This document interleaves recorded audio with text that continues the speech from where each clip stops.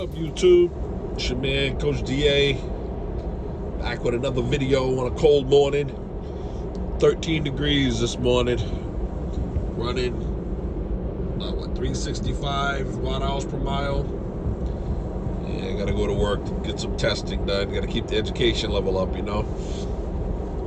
Running build 40.50.7. I've seen a lot of tweets, a lot of people saying that they don't feel comfortable anymore with their autopilot or navigate on autopilot, that it's ping-ponging a lot, and they don't feel secure, and they think it's regressed. And well, here I am, I'm running on it right now, as smooth as usual, holds the lane. I started the video after I just took this last interchange, but it took the exit well. If I have any complaints, it's that after the interchange, it doesn't return to my speed. Fine, you know, I'm running about 70. I take the interchange, and then it continues on at 65. It doesn't recover. It doesn't go back to the speed that I had set. So if I have any complaints, it would be that.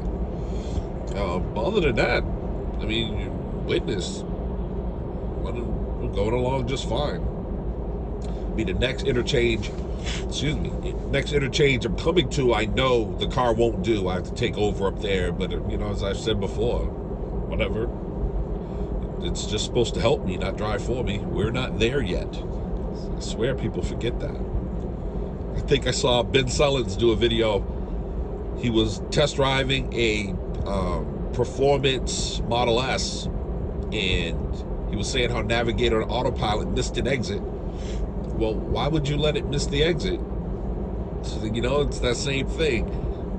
Waiting to see what the car is going to do. No, if the car's in the wrong lane, change lanes. I mean, what's the problem? Oh, I never made a video about my experience regarding my electric bill. This was kind of funny because I tripped. Let me tell you, I was out to dinner with the wife, and you know, the electric bill comes in her name, so she sees it on her phone, and she tapped me and showed me the phone and let me see that bill. Our bill was $603, and our bill is usually in the, you know, in the 250 to 300 range, which is high anyway. But I mean, put it in context. I was driving a Toyota Camry, and in my travels, I would normally do about $200 a month in gas, and that's high. So, of course, in her mind, $300 higher, you know, a bill that's higher by $300, that's automatically my fault. It's the car. So we get home. Now she goes into what I call wife mode, and she's like, "You need to flip the breaker on that Charger. You need to unplug that car. We got to figure this out. This is out of control," you know. Well, long story short, there was a few different things that contributed. One was the fact that it was a longer billing cycle. It was a 35-day billing cycle instead of the normal 30. So obviously that increased how much electricity was used. But here's the thing, and for anyone who is, you know, you're diligent with your math, you're comparing your gas usage to your, your potential electrical usage, and you're figuring your gas savings, or just trying to budget, you know, just a normal hardworking American hardworking person.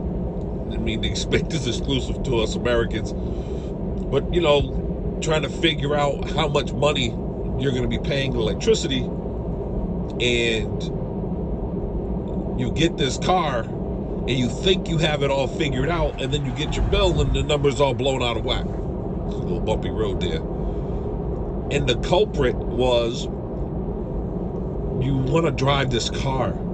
This car is amazing, and once you get it, you're going to want to drive it. Well, if you drive this car more than you drove your original car, you're going to spend a lot more money than you spent in your original car.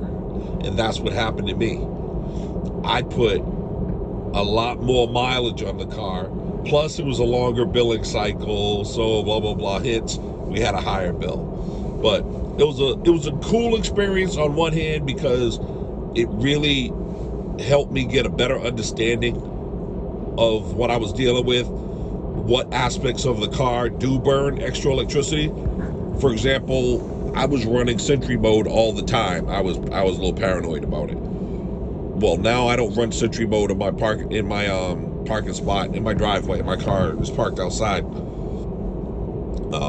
I just use it, when I'm in a parking lot or whatever. But once I'm home, I have it set to shut off. When I saw that setting to exclude home and work, I didn't really understand why you would do that. I figured, you're parked, people are walking by your car.